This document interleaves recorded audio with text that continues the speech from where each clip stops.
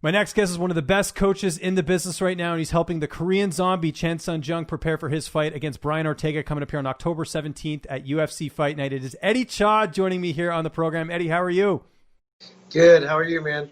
I'm doing very well. It's really great to get a chance to talk to you here.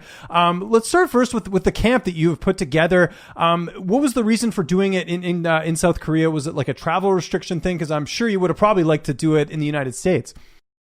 Yeah, 100%. We always want to run our camps in Arizona. We have the resources, we have the coaching staff, everything's back home. My family's back home, but it's just the corona.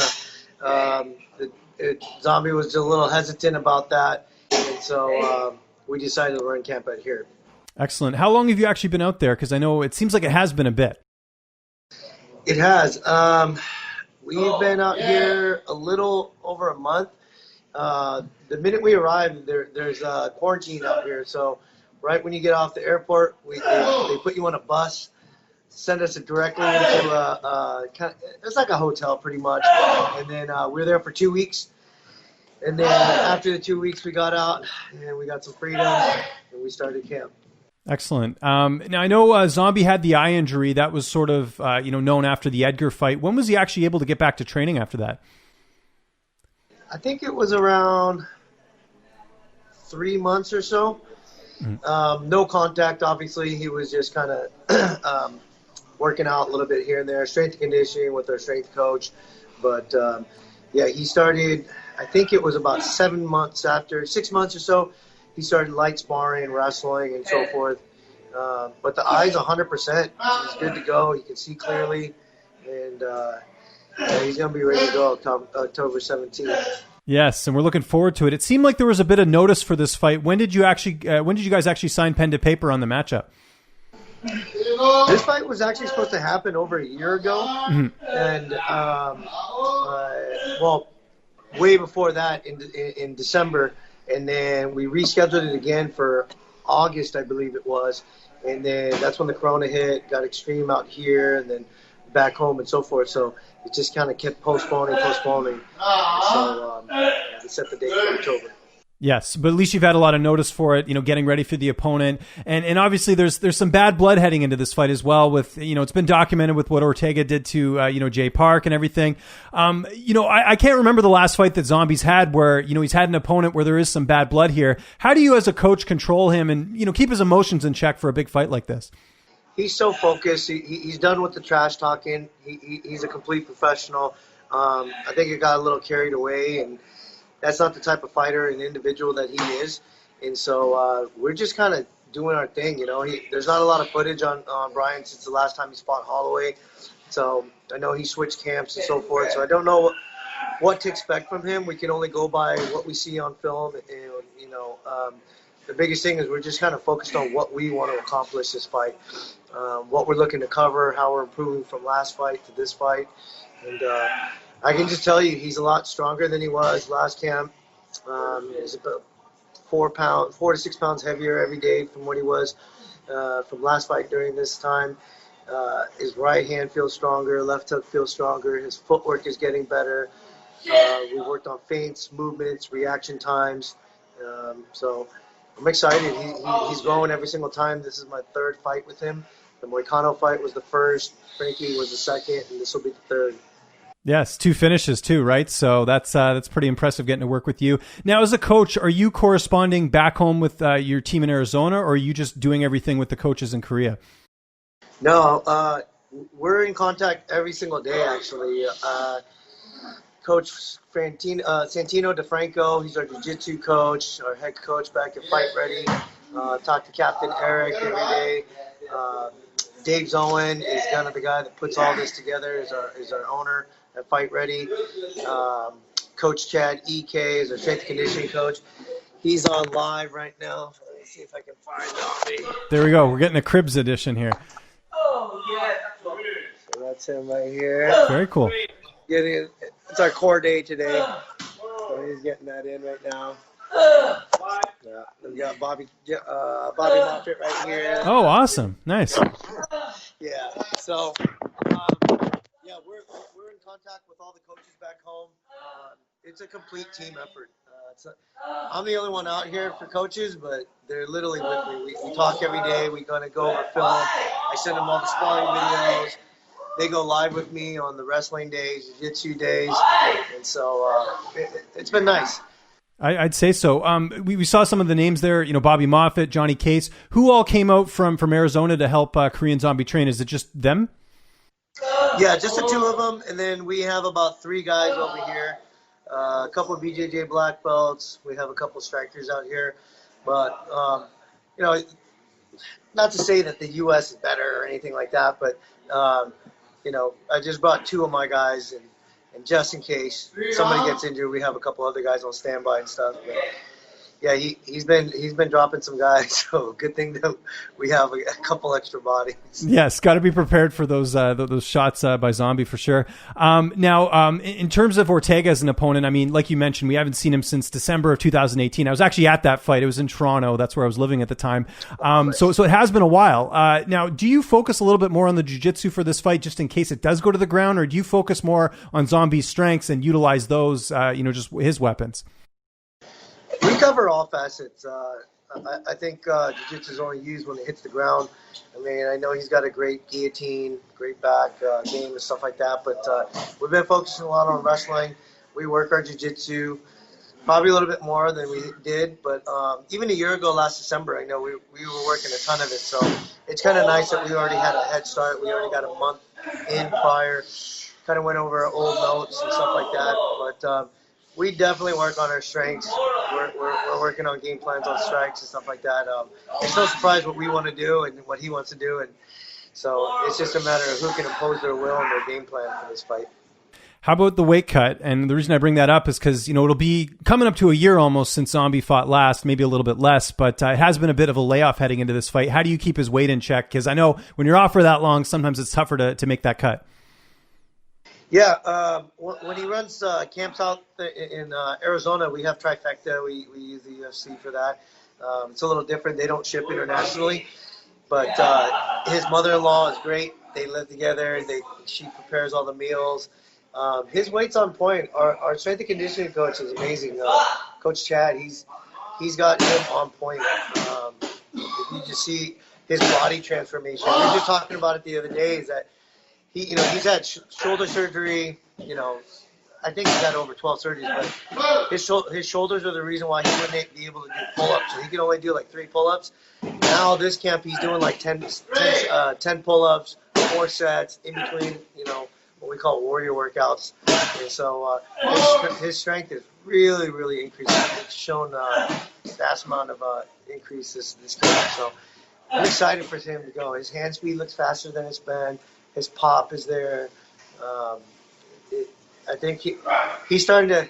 I know he got his name Zombie from getting cracked and coming forward and stuff like that. But if you kind of watch the Volkanovski fight, there wasn't much on that. The Frankie fight, you kind of see the little bit of footwork and movement. That's the biggest thing I'm proud of is defensive movement. He's not getting hit as much. So that's the key for him, I think. Now, I know they're different fighters, but how much do you take away from that Max Holloway fight? Because it seemed like Max really had every answer for Brian in that fight. I mean, there was a certain point where it seemed like Max was sort of taking over in the matchup. How much do you take away from that performance? Quite a bit. We saw a lot of things. Like I said, I think he's going to mix some things up. He has a new camp and so forth, but you are who you are, and when you learn certain skill sets, I think it takes more than just one camp to actually develop them. I mean, for example, like for Zombie, we created that lead check hook. I was working with that for him for over a year. He wasn't able to apply it, even in sparring for a while. And the minute we started getting it was during that Frankie fight. And so we started dropping the lead hand, kind of drew Frankie out with the right hand and caught him with that check hook. Was the turning point of the fight where we really blocked him.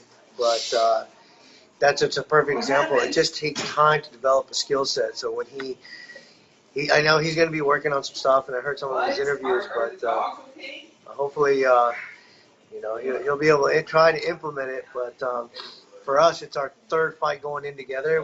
We've been working on a few things, so we're bringing a couple new things to this fight. You're going to be in his corner. Who else is going to be the cornerman for that night? Yeah, it's going to be me, Santino DeFranco. We're bringing one of his guys, We call him White because the Korean name's so hard. And then his wife, because his wife usually goes with us for all the fights. But Fight Island, the restrictions, they're super strict, so he's going to put her in the Now, the big question is, how do you think the fight plays out? I know the finish is always what Zombie's looking for. That's what we've seen in the last 2 fights. As a coach, I know it's mainly his job to predict the fights, but how do you envision the fight playing out without giving away a game plan, obviously? Yeah. Honestly, to go 5 minutes with Zombie is pretty tough. The pressure that he implies, and the counters and everything else, if we're able to stuff takedowns right away, I mean, I think it could be an early night in the first round. If we take our time and be patient, and it's depending on it really depends on how Brian fights. To be honest with you, I always told him we're never looking for knockouts. It's the last thing you want to do. I mean, you play tag, and eventually the knockouts will come. But I think it goes under 3 rounds. To be honest with you. Excellent. Looking forward to it for sure. This is a big fight. Alexander Volkanovski does not have an opponent right now. I think most people feel that if Zombie beats Ortega here, he's got to get the next shot. Is that sort of what you're thinking as well? I hope so. I mean, I just want Zombie to become a champion as soon as possible. He's been in this game a long time. Wanting to run up the sunset like anybody else would. But we definitely have our eyes on the goal, but first and foremost, we got to get through Brian, and we're not overlooking him at all. But we definitely want that title shot with Volkanovski. Absolutely. From a coaching perspective, and I know you're not looking ahead here, and I don't think we are, because obviously Zombie's the one who's fighting. Stylistically, looking at that fight with Volkanovski, how do you feel like Zombie would match up against him, just sort of hypothetically speaking? I think he matches up well, to be honest with you. I mean, I think he matches up well with any of the top 10 guys. He's such an exciting fighter. I mean, Volkanovski's going to stand with him a little bit, and I thought Max kind of put a little blueprint on how to beat him as well. His last fight, I thought he beat him too, but it was so close. I mean, you can't really say, yeah, I mean, he exposed him.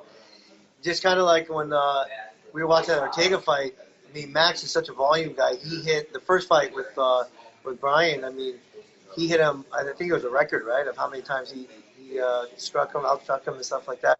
I was telling Zombie, if you hit him a third of the time, I think we knock him out. Similar to when Max hit Volkanovski with that uppercut. I think if Zombie hits him with that uppercut, he's out. He just possesses so much power. I think a lot of his power just comes off the timing too. When he hits him, people don't see that shot and stuff like that. So I think he matches up really well. It's good. That would be a great fight. All right, before we go, a couple fun questions here as we're wrapping things up. I know, obviously, you're making a lot of calls back home, keeping in touch with the family back home, but what is downtime looking like for you, Coach? Are you getting any, going to see the sites or anything? I guess with the quarantine, you're kind of on lockdown, right? Yeah, I mean, things are starting to open up here. But as far as downtime, we literally rest, watch film of what we did throughout the day. I talk to my coaches. We come back and train. We're doing 2 days and stuff like that. And so there's not much. The only downtime I do is pretty much play the UFC 4 with Bobby Moffitt. And then that's about it, literally. We don't do much. These camps are so hard. It literally consumes all your time with film and kind of talking to some of the other guys.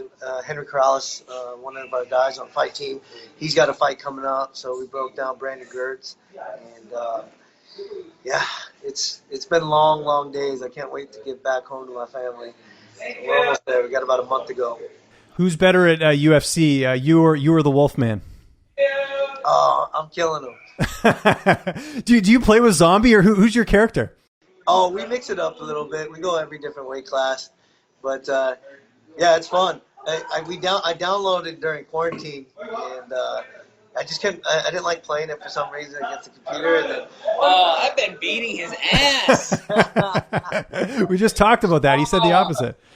Dude, he beat me in the beginning, but now I caught up to him. He's saying the opposite, Bobby. What's going on here? He won our last fight. I went 6-2 yesterday. I mean, Did you really? I'm crushing him. He's supposed to be the coach. I'm just piecing him up. One more question for you, Eddie, and I know we've gone over time a little bit here. Oh, hey, there we go. It's looking good. That's great. What do you miss the most food-wise back home? I'm sure you're craving some stuff because you're not getting all the American food that you're used to. I'm not missing too much, to be honest with you, food-wise. Zombie and his wife's been taking us out to all the restaurants. I mean, we've been eating like kings out here. That's one of the best things being out here is the food for sure. I mean, they have burgers, they have Taco Bell, all the fast food joints out here too. But I'm Korean. I love Korean food, so we've been feasting. Good. I don't miss any food back home, to be honest with you. Okay. That's my wife's cooking. Like the honesty. Eddie, thank you so much for the time. I really appreciate it. Best of luck with the rest of camp. Anyone you want to thank, any shout outs you want to give, any social media you want to plug, anything like that, I'll give you the last word here. My social media is Eddie_Cha on Instagram. Just want to shout out my team, Fight Ready at Scottsdale, Arizona. I miss everybody. I'll see you guys soon. And Dave Zowine, he's the guy behind all this. Without him, it wouldn't be possible.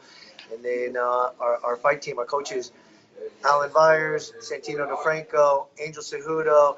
Henry Cejudo has been a big part of this camp as well. He's been kind of talking to us, showing his art of war game plans and stuff like that. It's been a big help to us. And Chad, EK, who am I missing? I think that's it. I hope that's it. I hope I'm not missing anybody, but that's about it.